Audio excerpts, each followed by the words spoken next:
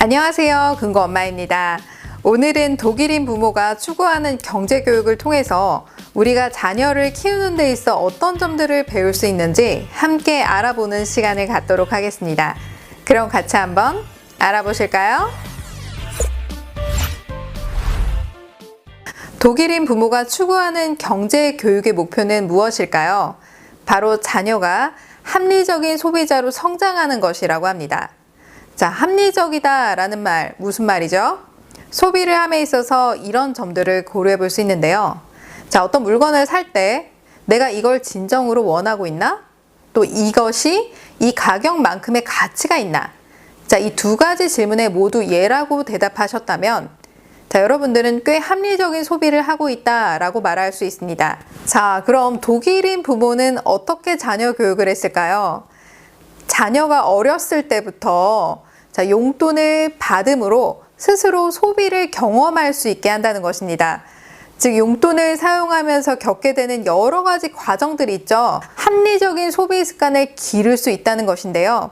자녀가 직접 상점에 들어가서 물건 가격을 확인해보고 또 가격도 비교해보고 또 싼 물건이 비싸게 팔렸다거나 또 싸게 팔리기도 한다는 거. 자, 이런 것들을 비교해보는 그런 과정들을 겪으면서 그러한 경험들이 쌓이게 되면 자신만의 이런 균형 잡힌 경제관념을 갖게 된다는 것입니다. 따라서 독일인 부모는 자녀가 용돈을 어디에 얼마를 썼느냐에 이렇게 집중하는 게 아니라 돈을 쓰는 그런 과정을 통해서 자녀가 느끼고 생각하고 보고 듣는 그런 기회들을 더 중요하게 생각한다라는 것입니다.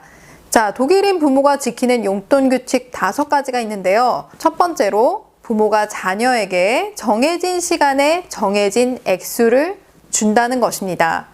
자, 여러분, 월급을 받을 때 제때 돈이 안 들어오면 어떻게 느끼시나요? 돈 관리가 제대로 안 될 겁니다. 월급날 적금이 빠져나가야 되고 카드값도 빠져나가야 되고 자, 여러 가지 계획이 있겠죠? 그런데 계획에 차질이 생길 수 있잖아요.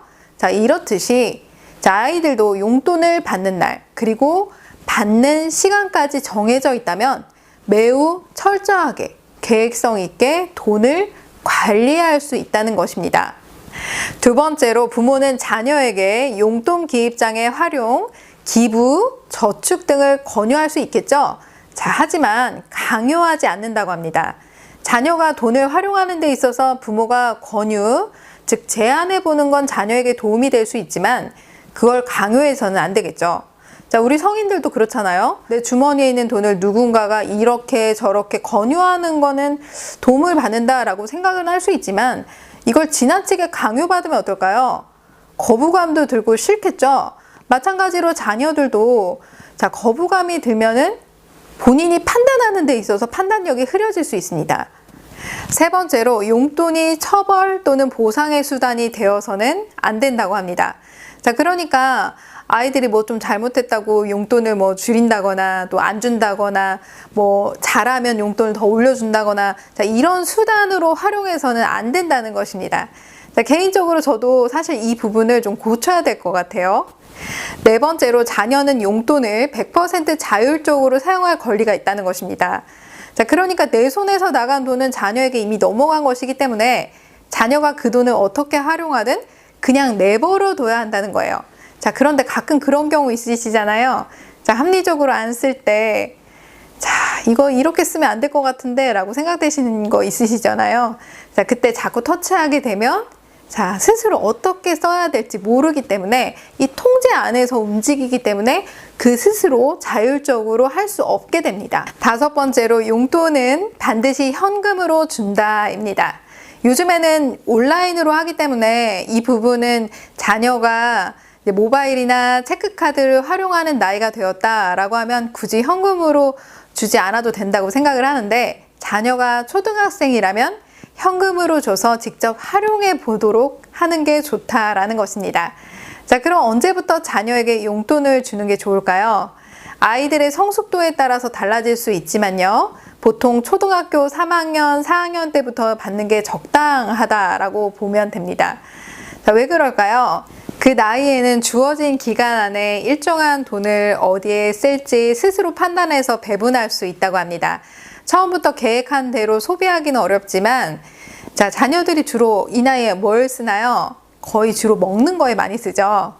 자, 그리고 초등학교 5학년, 6학년 때부터는 이런 군것질과 같은 소모적인 소비를 하는 게 아니라 학용품과 같은 이런 건설적인 소비 습관을 갖춰나갈 수 있는 시기라고 합니다. 자, 그러니까 이 시기에 맞게 자녀가 어떻게 쓰는지도 관찰해 볼 수 있겠죠.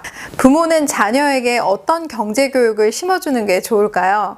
돈이 나무에서 자란다라는 것이 아니라 자, 어떤 대가를 치러야 얻을 수 있는 것, 즉 시간, 노력, 아이디어 등을 이런 정당한 대가를 치러야 돈을 벌 수 있다는 개념이 이 머릿속에 자리 잡아야 성인이 되어서도 책임감 있게 소비를 할 수 있다는 것입니다. 독일에서는 자녀가 13살부터 일할 수 있다고 하는데요.